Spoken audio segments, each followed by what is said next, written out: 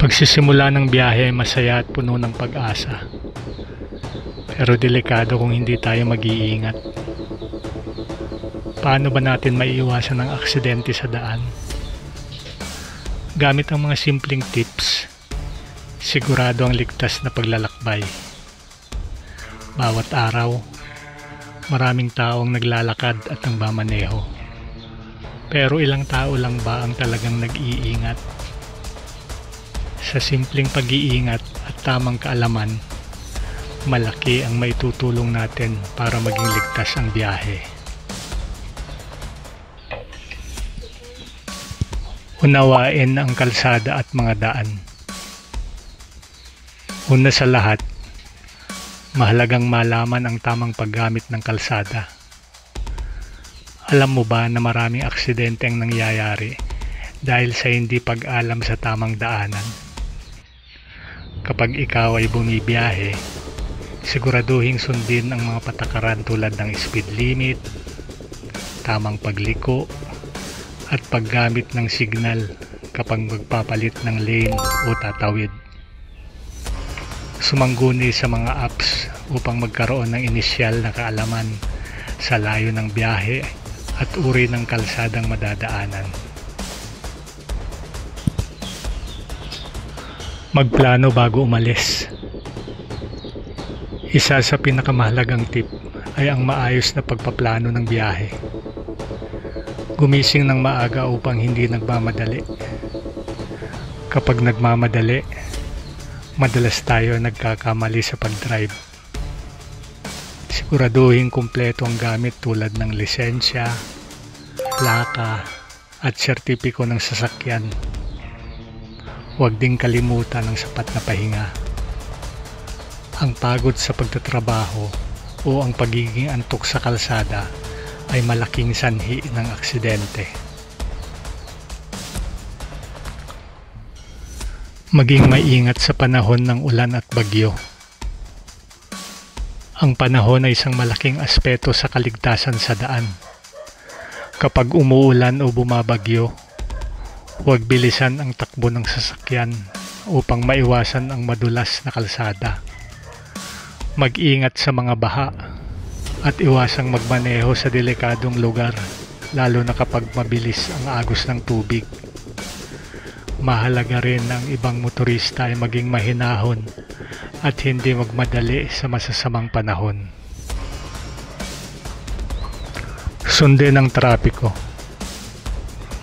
Mahalaga rin na sumunod sa trapiko at mga traffic lights. Hindi lang ito simpleng patakaran. Ito ay para sa kaligtasan ng lahat ng gumagamit ng kalsada. Huwag tumalon sa red light at maghintay ng green light bago tumawid o magmaneho. Ang paggalang sa trapiko ay makakatulong na maiwasan ang banggaan at iba pang aksidente. Mag-ingat sa pagbagal at pagtawid. Para sa mga pedestrian, mag-ingat sa pagtawid, lalo na kung malawak ang kalsada. Gumamit ng pedestrian lane at laging tingnan ang mga paparating na sasakyan.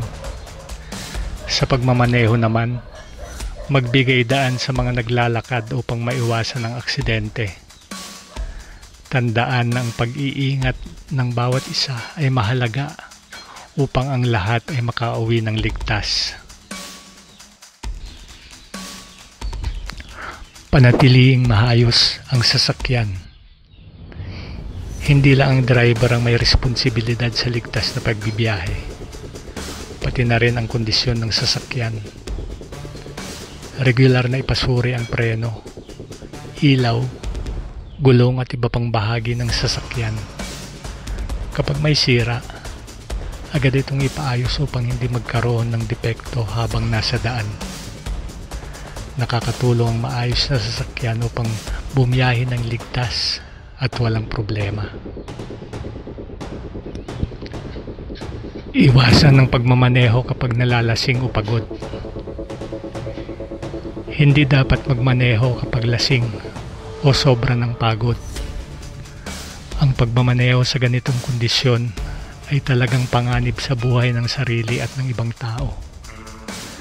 Ang lasing na driver ay hindi makakapag-isip ng maayos at hindi makakakontrol ng sasakyan.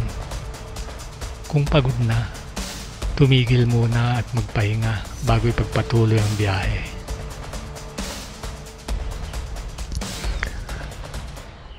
Tawagin ng tulong kapag may nangyaring aksidente.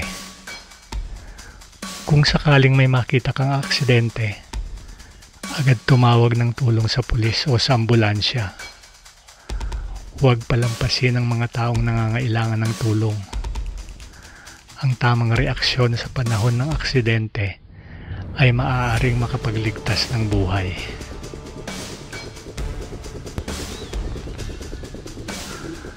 Ang biyahe ay hindi dapat maging sanhi ng takot, kundi kasiyahan at kaligtasan. Sa bawat pagmamaneho, isaisip na ang kaligtasan ang pinakamahalaga. Kaya simulan na natin ang pagbabago sa sarili at sumunod sa mga tamang alituntunin sa daan.